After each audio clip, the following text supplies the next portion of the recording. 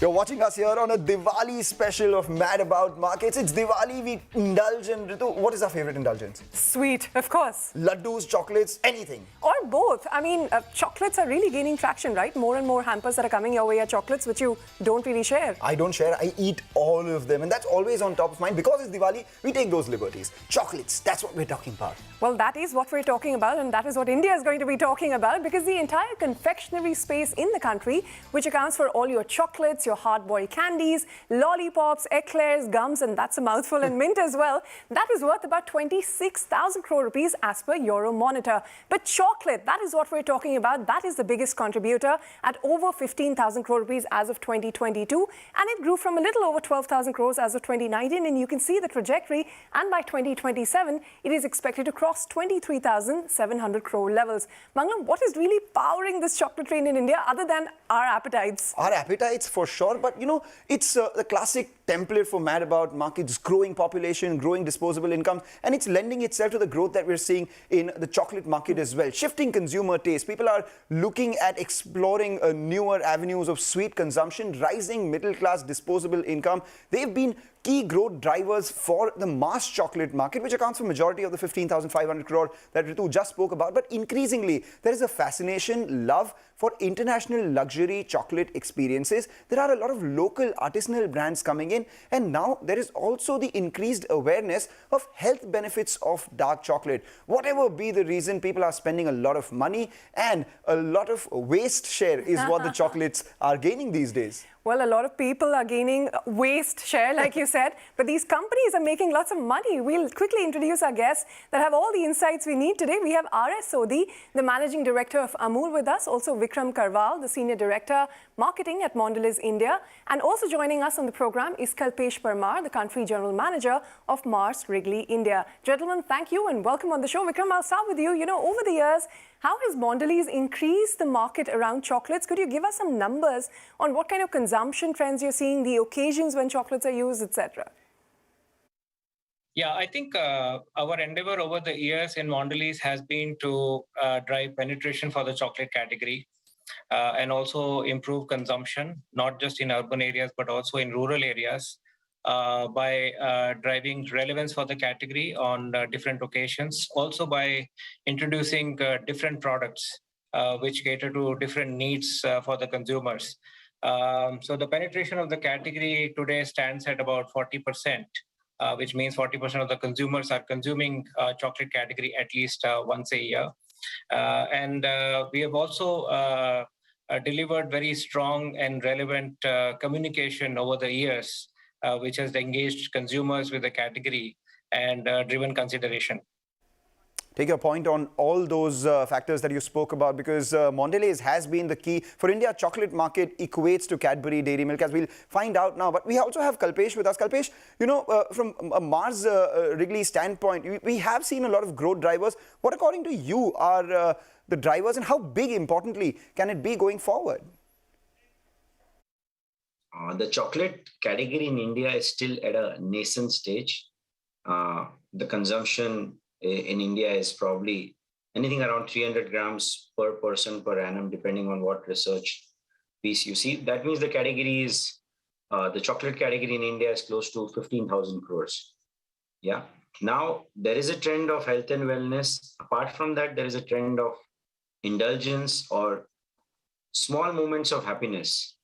So if you combine and give people a bit of nuts, a bit of chocolate, a bit of packaged quality products, that's where this category can go from the current 15,000 crores to probably 150,000 crores in the next 10 to 20 years.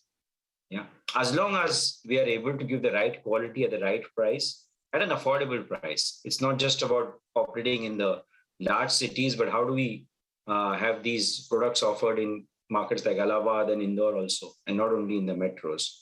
Of course, during COVID, what happened is people were more comfortable while working from home. They wanted to also snack at home.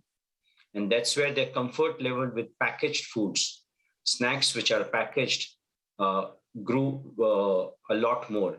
And that's where we've been seeing some great growth in the range of 10% in terms of CAGR. And I think this should continue. As I said, the category should grow from 15,000 crores to much higher numbers in the next 10 to 20 years. And the immediate 3 years also looks pretty exciting. Well, the pandemic snacking is taking some time to get rid of, but we've heard from the international players. Mr. Sodhi, for you, how important is chocolate as a category? Of course, Amul has a great brand, great recall, but Indian players like Amul do have a lower market share.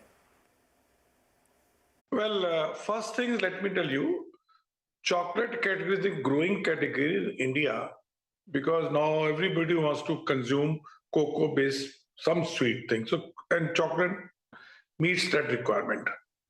Now, Indian chocolate market is around, as per our estimate, 15,000 crore per annum. It's growing at the rate of 15 to 16%.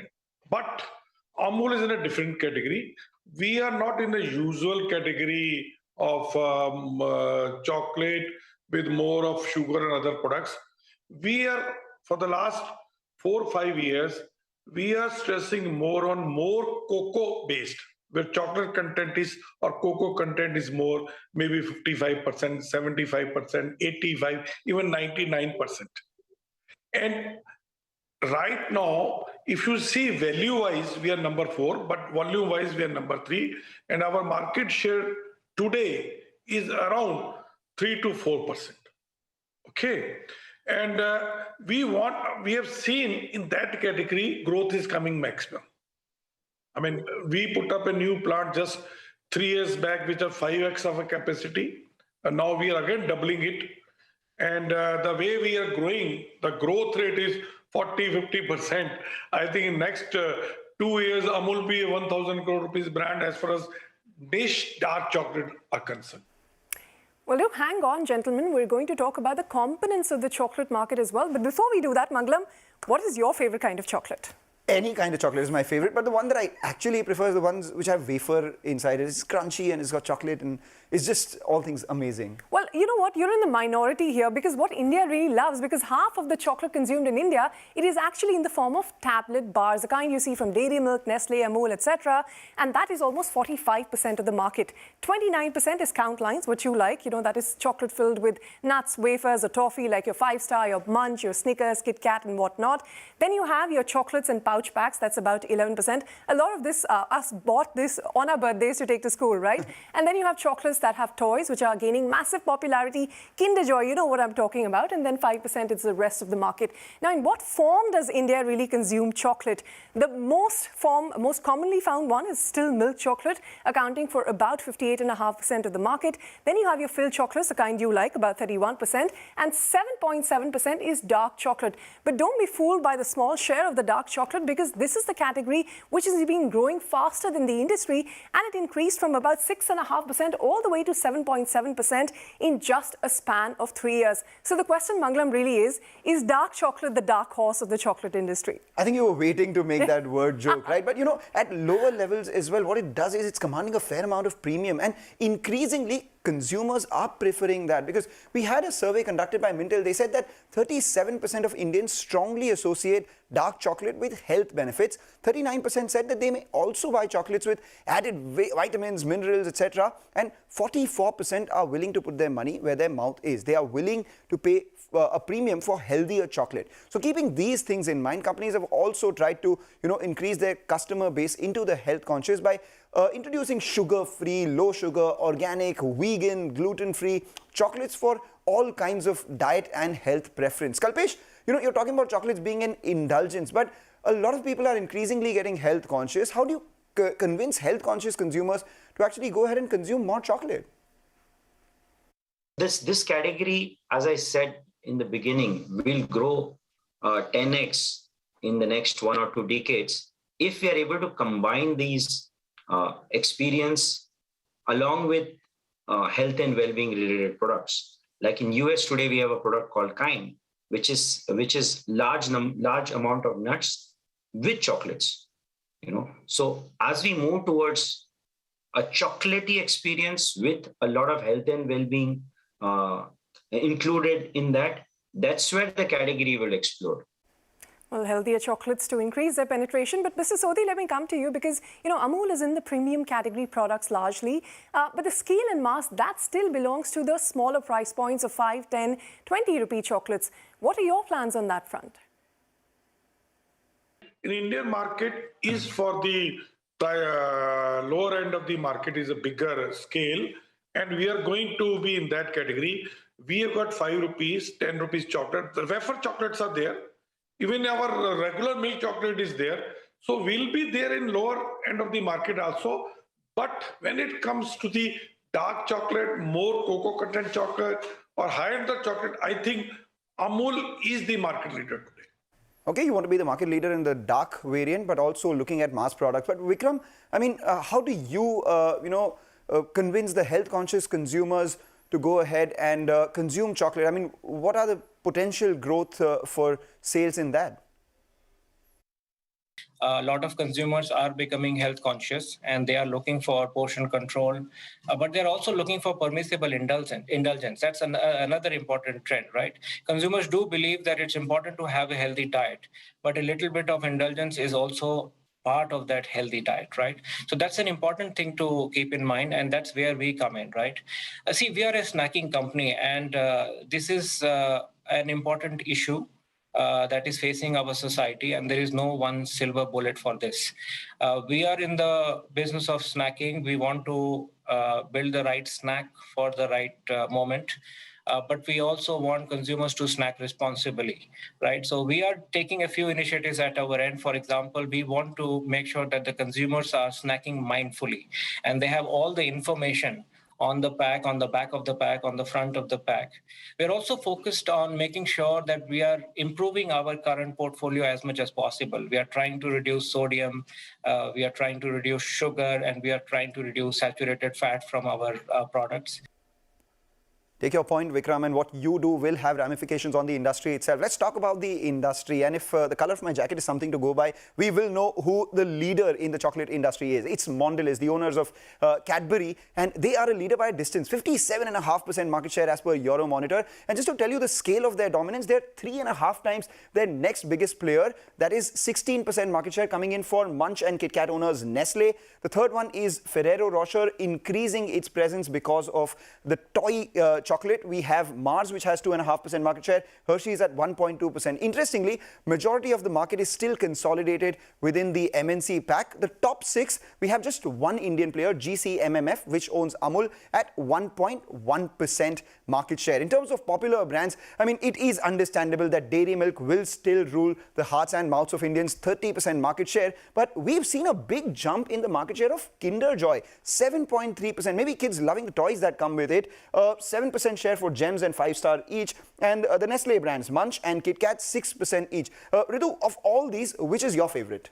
Well, it depends on the day, on the mood, because you know what chocolate really is as a category is an impulse category. 96% of it is still sold offline. Now, within that, about 77% is sold through small local grocers, 13% through super and hypermarkets, about 3.1% through food, drinks, tobacco specialists. And I hope people who've been advocating how UPI has killed toffee, we've debunked that enough and more on the channel. Now, retail e-commerce, it is still about 4.2% of the overall sales of all chocolates in India. But innovations have been driving growth lately, and we have seen some interesting launches come in from the MNCs. First, let's talk about Mars. Now, Snickers launched Kesar Pista in India in 2022.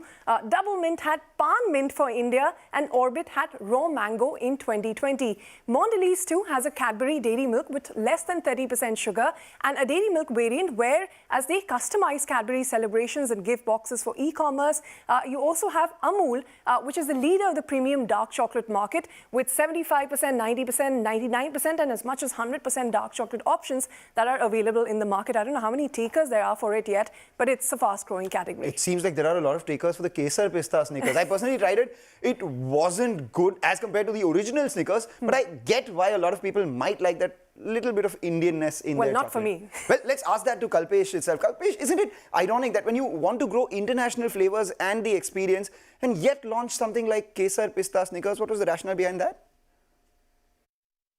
I think local flavors and inclusions are the way to win in snacking category. Yeah. And again, when it comes from globally loved brands like Snickers or Galaxy, the acceptance from the consumer increases. Why? Because in today's world, we are in a phygital world. So while people shop in a local grocery store or a supermarket store or an e-commerce channel, but it should have a social media value. It should be an experience of that brand, which can give them that international experience. So once you combine these things, I think there is a sweet spot sitting. Well, let's go even more hyper-local. And Vikram, let me put that question to you. Could you give us some sense of the penetration of brands in rural and urban markets? And what are some of the consumption trends that you're seeing playing out there? Rural is a very important market for us. Rural contributes almost 1/3 of our business, right? And if you look at the FMCG industry, it will be contributing roughly 1/4 of the consumption that happens in FMCG. So rural is a very, very important driver for us. I think in terms of penetration of the category in rural, it will definitely be lower than urban. But we have also seen a dramatic change in the last few years. People are able to afford premium products now in rural. Penetration of the category is increasing.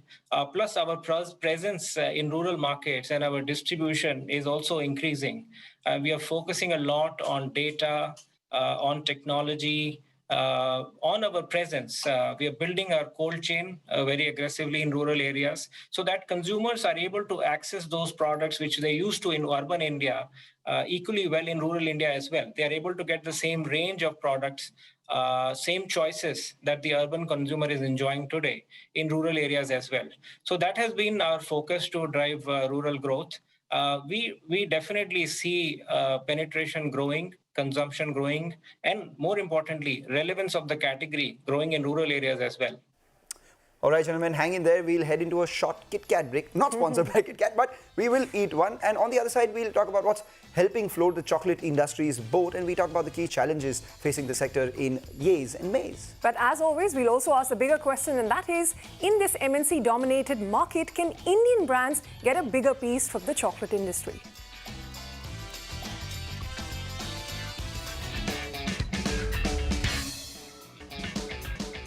Welcome back. You're watching us here on Mad About Markets. This is the Diwali special and we're focusing on the chocolate industry, and there's so much to talk. But as always, it's that time of the show when we focus on the yays and the mays. I wonder what could be the maze of chocolate. I mean, everything has to be a yay, right? I know, but we'll try. Okay, we'll try. The biggest yay for me is that, India's per capita consumption is just 360 grams per year as compared to developed markets who consume 5 to 10 kgs of chocolate every year. So that's a long way to go, and that sounds delicious. 5 to 10 kgs of chocolate. Yes, it is. But what is the size of that pie? Because the urban market is really saturated. It is a Bharat opportunity where players will now have to go to expand. The Bharat opportunity is where everyone else is going as well. We've heard from Mondelez, Mars, all of them looking to expand in rural areas to maintain growth and increase their penetration. But this is particularly challenging at a time when the country and the population is becoming more and more portion and health conscious. How do you get them to eat more sugary chocolates? Well, the portion which is getting portion conscious is a sliver, and the urban as well, right? And then there are opportunities in e-commerce offerings. You can order things and send it to people. Gifting, that's a big opportunity. Well, you can order, but therein lies the challenge because you have to maintain it at a certain temperature. There's refrigeration infrastructure involved. You can't have liquid chocolates getting delivered, right? Yeah, but it's become a primary sweet for occasion celebration. I mean, we've seen traditional mithai dabbas, if not being replaced, at least being added on to a big chocolate box that one gets as well. But let me ask you, in that chocolate box that you've been getting, how many of those are really Indian brands? It is MNCs that dominate the market here. Yeah, but some of those MNC brands as well have woven themselves into the fabric of India so much that it's difficult to imagine India without Cadbury, so to say. And, a lot of these MNC brands have also launched India-specific flavors. Kesar, pista, Snickers, anyone? Well, we've talked about what works and doesn't work for the industry, but I guess the biggest question still remains for a growing health-conscious population. How do you, Kalpesh, for instance, drive the growth from 300 grams per person to 2-3 kilos? How will you get them to consume more and drive this penetration? So large categories in snacking, let's look at categories like biscuits. They are close to 80% penetration. Categories like chocolates are available in only 50 to 60% of the retail universe. So it is about mental availability and physical availability. Yeah, so once the chocolate players are able to make the products available in 80-90% of the retail universe. Yeah, again, at the same time giving the right price points, then there is a sweet spot sitting over there. That brings us to the bigger question, and which is, can Indian brands get a bigger piece from India's chocolate market? That question to you first, Mr. Sodhi, and then Kalpesh, your thoughts. Yeah, you see, as far as our revenue is concerned, it may not be even today 1% of our total turnover, because last year it was 61,000 crore. But we feel that in another 2-3 years, we'll be at least having 10% market share. And I tell you, purpose is not only to have high top line or other thing. Purpose is to provide better price to the cocoa growers. So once Amul is there or Camco is there, others also have to pay more price, like we have done in the milk. In the last 20 years, maybe 20 years ago, the gifting was local products or local mithais. And thanks to the great work all the companies have done, today a huge percentage of gifting is through chocolates. And every time someone gifts a chocolate to someone, that's entry into a new household. So I think it's going to be an and. I love Indian mithais. I'm a big fan. And I don't think chocolates can replace that happy moment what an Indian mithai gives. But with the new generation, they are looking at not just having the traditional experience, but they want experience which they can also talk on Instagram, you know. So that's where a brand like M&M comes in and said, wow, I got this M&M pack, and then I'm having that. I'm gifting that during the Diwali season. And that's where the category would grow. Having said that, from a 20-30 year lens, I believe both will coexist. But the millennials, Gen Zs, might be more comfortable with these international experiences or local experiences which they resonate with. So it will be, both will exist, but again, packaged confectionery products will do very well from a long-term or a medium-term perspective. All right, so from the long-term standpoint, Indian mithais, Indian brands and international brands, all of them will coexist. It will, so long as people like Ritu and me continue to eat all those sweets. But thank you, Mr. Sodhi, Kalpesh, Vikram, for joining us and giving us your perspective on the chocolate market. I think they whetted our appetite enough for us to just go grab a bite of chocolate. Thank you. And you all have a happy Diwali.